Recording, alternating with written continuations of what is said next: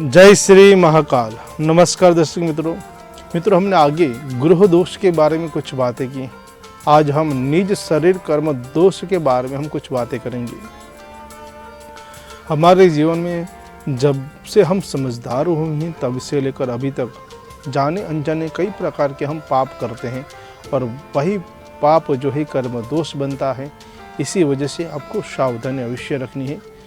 काया यानी कि शरीर के द्वारा किसी भी प्रकार की अगर आपने कार्य किया हो, उस कार्य में अगर छोटी सी गलतियां रह गई तो उससे आपको दोष लगता है। तो यह बातों को ध्यान में रखते हुए आज हम अच्छे उपाय आपको देने वाले हैं। तो आपको अवश्य वो उपाय आपको सुनना है और अवश्य उपाय करेंगे तो आपको लाभ मिले। कार्य क्षेत्र में आप जो भी कार्य करें उस सभी कार्य को संपूर्ण तरीके से नीति से और अच्छे स्वभाव से और सत्य का साथ देते हुए आप कार्य करेंगे तो अवश्य आपको लाभ मिलेगा। शरीर से हम कई प्रकार के दोष करते हैं। शास्त्र में यह कहा गया है कि सूर्य उदय की पूजा होनी चाहिए, लेकिन हम क्या करते हैं? सूर्यास्त की पूजा करते हैं।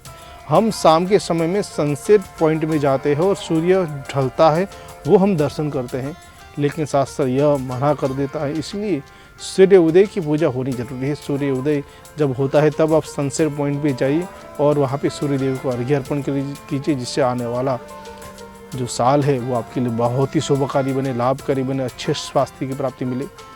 शास्त्र में यह भी कहा गया है कि सूर्य देव को अर्घ्य देना जो है सुबह में 4 से लेकर 5 बजे के बीच में देना चाहिए, जिससे सूर्य देव की विशेष कृपा हो।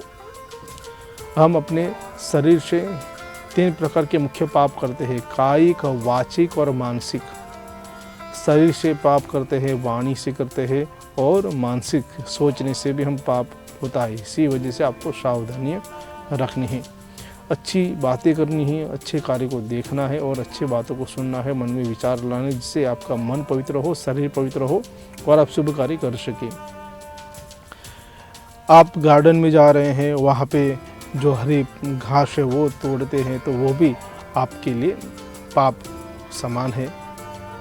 किसी ब्राह्मण को अपशब्द कहना वो भी गौ हत्या समान जैसा पाप कहा गया है। इसीलिए किसी भी ब्राह्मण के सामने बुरी बातें नहीं करनी चाहिए, अच्छी बातें हैं करनी चाहिए और ब्राह्मण को प्रसन्न रखना चाहिए। ब्राह्मण चाहे पढ़े हुए हो या अनपढ़ हो, अच्छे कपड़े पहने हो या फटे हुए, लेकिन सदैव पूजनीय। इसलिए ब्राह्मण का मान सम्मान बढ़ाए। अगर आपके सामने कोई ऐसा दुष्कार्य कर रहा तो उसको आप दंड की दीजिए, उन्हें बताइए कि यह बातें जो है आपके लिए नुकसानदायक होने वाला है, इसलिए सावधानी अवश्य रखिएगा। दूसरों को आप सावधानियाँ रखाएंगे जिससे आपको अच्छे लाभ मिले। साथ ही साथ बुजुर्गों का भी मान सम्मान बढ़ाना है, उनको पूरा लगे, उनका मन दुख हो ऐसी कोई भी बात नहीं करनी चाहिए। यह शास्त्र में गरुड़ पुराण में विशेष में बताया गया है। बहनों और स्त्रियों का मान सम्मान बढ़ाना चाहिए, उनकी इज्जत करनी चाहिए, उनके जीवन में मान सम्मान बढ़ाना चाहिए, जिससे परमात्मा प्रसन्न रहे। जिस घर में बहू बेटी का जो मान सम्मान बढ़ता है वहाँ पे महालक्ष्मी जी स्थिर रहते हैं और उसके घर में सुख शांति में वृद्धि दिलाती है महालक्ष्मी जी। इसीलिए यह बातों को विशेष ध्यान में दीजिएगा।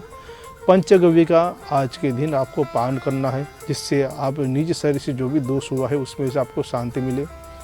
हो सके तो आज के दिन त्रिपिंडी का जो श्राद्ध करेंगे तो अवश्य आपको शरीर के कर्म दोषों से आपको मुक्ति मिले और पितृदेव प्रसन्न रहे और आपको अच्छे लाभ की प्राप्ति मिले, अच्छी ऊर्जा मिले। तो विविध प्रकार की बातें बहुत सारी हैं, लेकिन समय का अभाव है, इसीलिए हम नए विषय के साथ और अच्छी बातें करने की मुझे दीजिए अनुमति। जय श्री महाकाल।